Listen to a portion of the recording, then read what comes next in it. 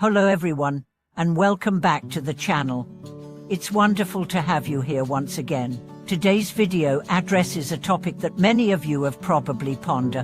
Why, after chanting for years, do some people still struggle to attain rebirth in the Pure Land?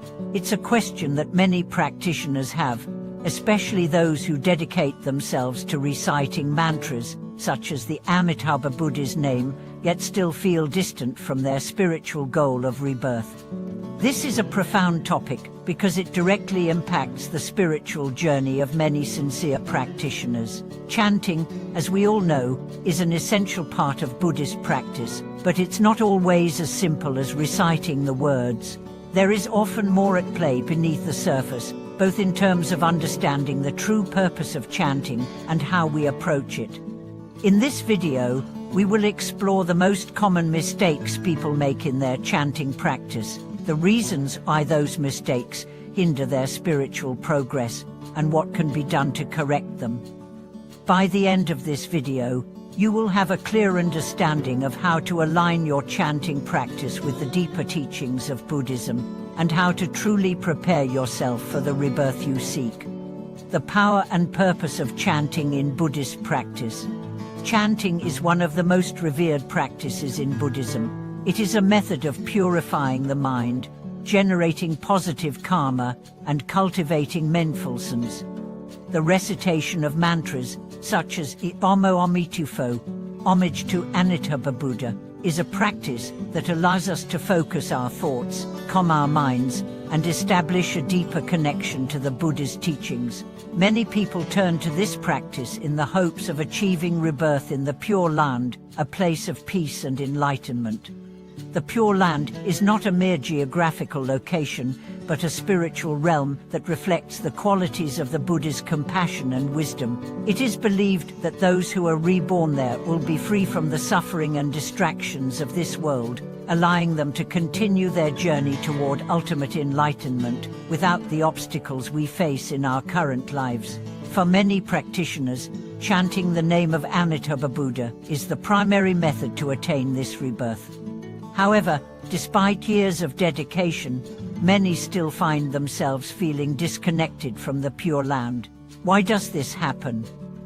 Why do some practitioners chant for decades and yet feel they have not made the spiritual progress they desire? The most common mistake, focusing on the words, not the heart. The most common mistake that people make in their chanting practice is focusing too much on the external aspects of chanting the words themselves, without paying attention to the internal state of the mind and heart. It's easy to fall into the trap of believing that simply repeating the mantra with our lips is enough to ensure rebirth in the Pure Land. But chanting is not a mere mechanical exercise. It is a spiritual practice that requires sincerity, focus, and an open heart. When we chant mechanically, without truly engaging our hearts, we fail to connect with the deeper purpose of the practice. True chanting requires mindfulness and a sincere wish to attain rebirth in the Pure Land. It's not enough to chant merely because we are following a ritual, or we must also cultivate the right intention and the right state of mind. In Buddhism, the mind and intention behind the actions are just as important, if not more so, than the actions themselves. Chanting is not a magic formula that guarantees success simply because the words are spoken. It is a means to cultivate the right attitude, develop a deep sense of faith, and purify the mind. Without these elements, even years of chanting can fail to bring the desired result. The importance of faith and pure intention. Another mistake that prevents successful rebirth in the Pure Land is the lack of deep faith in the practice. Faith is the foundation of Buddhist practice, and it is especially important when it comes to chanting for rebirth. In the case of Pure Land practice, the faith lies in the belief that Amitabha Buddha's compassion and vase can guide us to the Pure Land, regardless of our shortcomings.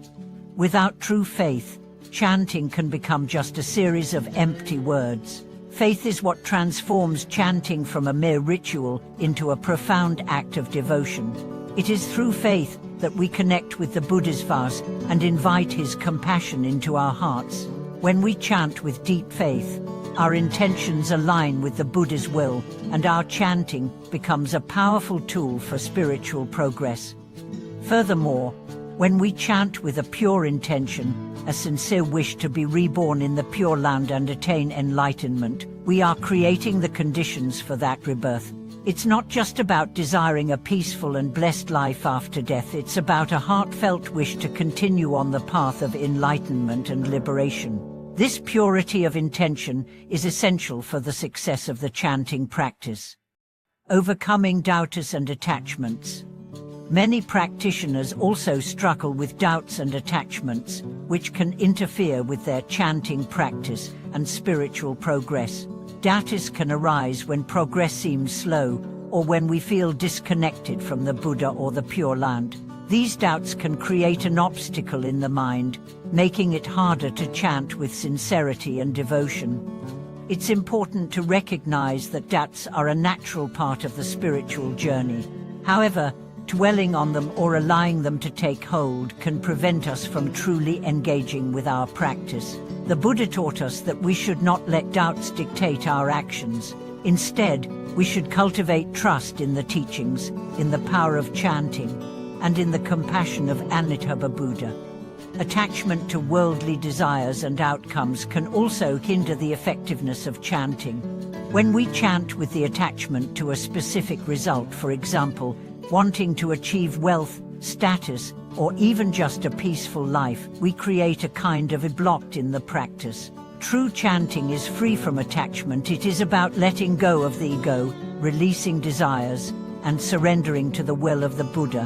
When we chant with a pure heart and without attachment to the outcome, we open ourselves to the transformative power of the practice. The role of consistency and perseverance.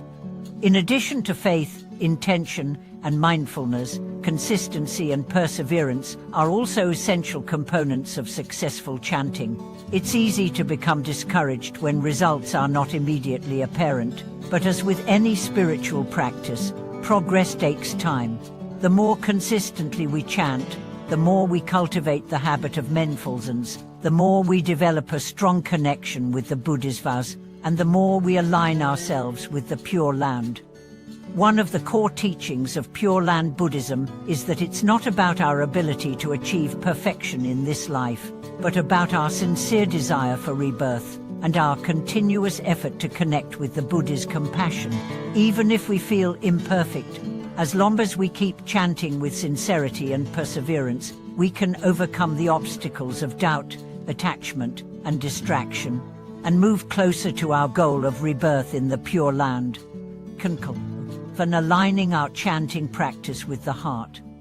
As we conclude today's video, it's important to remember that chanting is not just about the words, it's about the heart. The most common mistake is focusing solely on the external act of chanting, without connecting with the deeper meaning and intention behind it. True chanting requires faith, pure intention, mindfulness, and perseverance. It is through these qualities that we align ourselves with the Bodhisattvas and open the door to the Pure Land. Thank you so much for watching this video.